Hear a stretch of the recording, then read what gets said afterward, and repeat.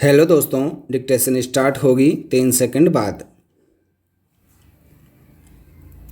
Start.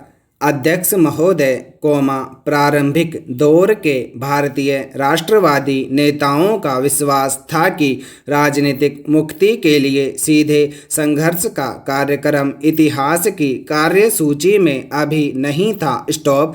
कार्यसूची में था, राष्ट्रवादी भावना का पैदा किया जाना, उसे गहन करना, राष्ट्रवादी राजनीति के दायरे में भारतीय जनता को अधिक संख्या में लाना और उन्हें राजनीति और राजनीतिक आंदोलन और संघर्ष के लिए प्रशिक्षित करना। स्टॉप। इस दृष्टि से पहला महत्वपूर्ण कार्य था राजनीतिक प्रश्नों में जनता की रुचि उत्पन्न करना और देश में जनमत का संगठन। स्टॉप। दूसरा, देशव्यापी स्तर पर लोकप्रिय मांगों को व्यवस्थित रूप में रखना ताकि विकसित होता हुआ जनमत सारे देश का ध्यान आकर्षित कर सके। स्टॉप। पहले चरण में, सबसे महत्वपूर्ण था राजनीतिक दृष्टि से प्रबुद्ध देशवासियों और राजनीतिक नेताओं कार्यकर्ताओं में राष्ट्रीय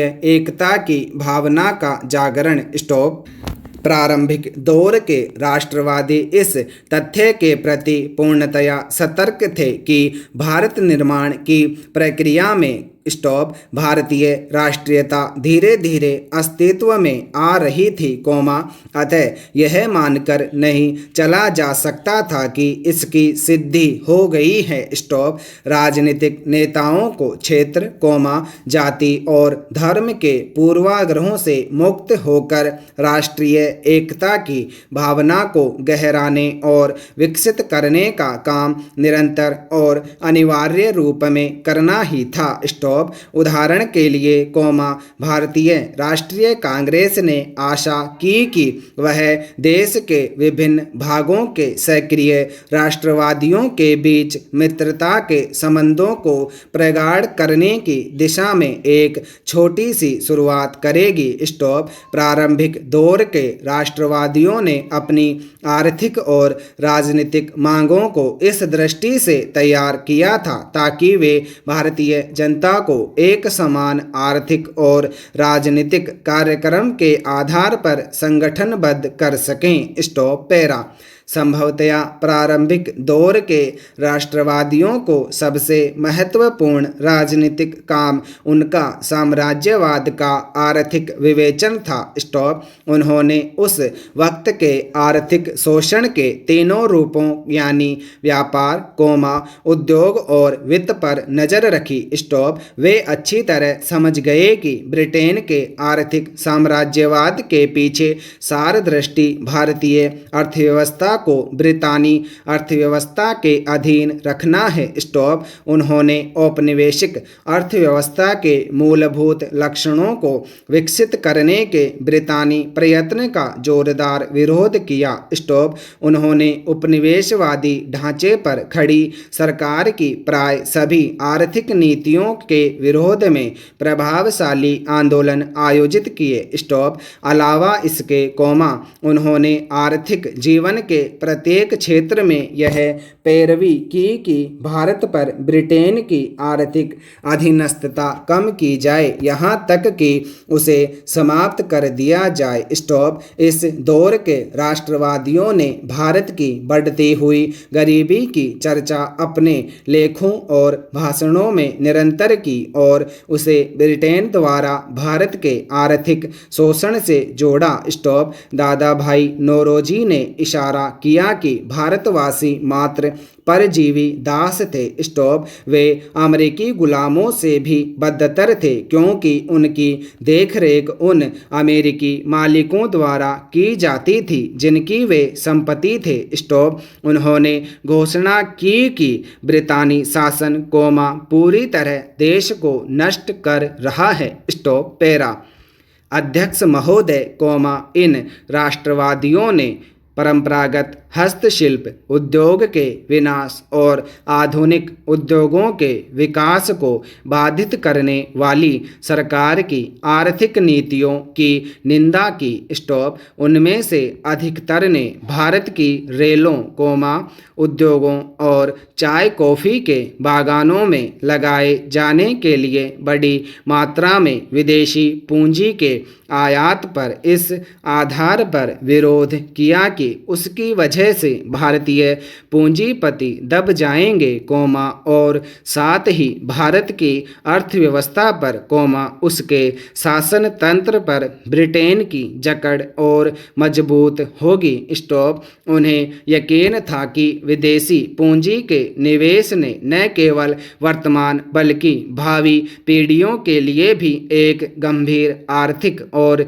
राजनीतिक खतरा पैदा कर दिया है। स्टॉप। उन्होंने विदेशी पूंजी को देश से बाहर रखने के लिए सक्रिय प्रशासनिक कदम उठाने की मांग की। स्टॉप। गरीबी को दूर करने के मुख्य उपाय के रूप में प्रारंभिक दौर के इन राष्ट्रवादियों ने भारतीय जीवन के हर क्षेत्र को आधुनिक बनाने और खास तौर पर आधुनिक उद्योगों को विकसित करने का सुझाव दिया। स्टॉप। लेकिन तीव्रगामी औद्योगिकरण के लिए सरकार की सक्रिय सहायता और शुल्क से बचाव के लिए एक नीति की आवश्यकता थी। स्टॉप।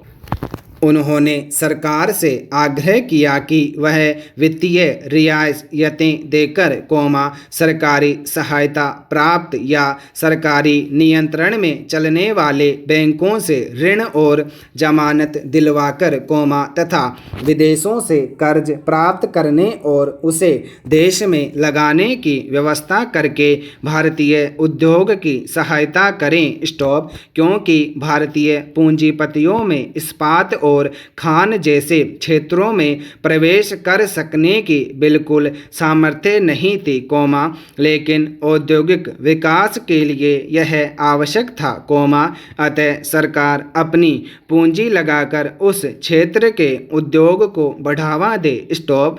औद्योगिक व्यापारिक सूचनाओं के एकत्रण और प्रसारण तथा तकनीकी शिक्षा को आगे बढ़ाने की व्यवस्था करें। स्टॉप। पैरा।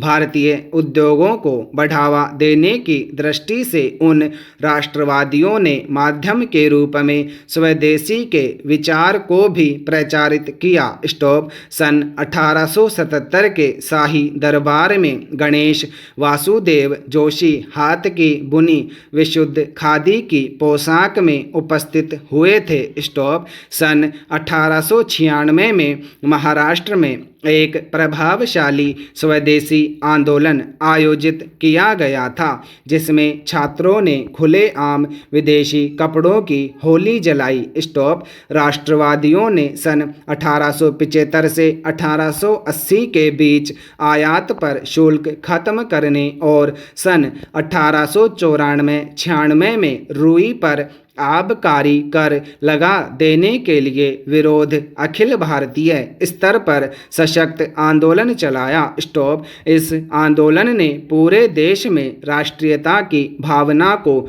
उभारने और ब्रितानी शासन के वास्तविक लक्ष्यों और उद्देश्यों की जानकारी देने में एक बड़ी भूमिका निभाई। स्टॉप। 28 जनवरी 1896 को पूना के केसरी ने लिखा, निश्चय ही भारत को एक विस्तृत चारागाह समझा जाता है जो मात्र यूरोपियों के चरने के लिए आरक्षित है। स्टॉप। भारतीय राष्ट्रीय कांग्रेस के एक भूतपूर्व अध्यक्ष ने विधानमंडल में सन 1896 में कहा,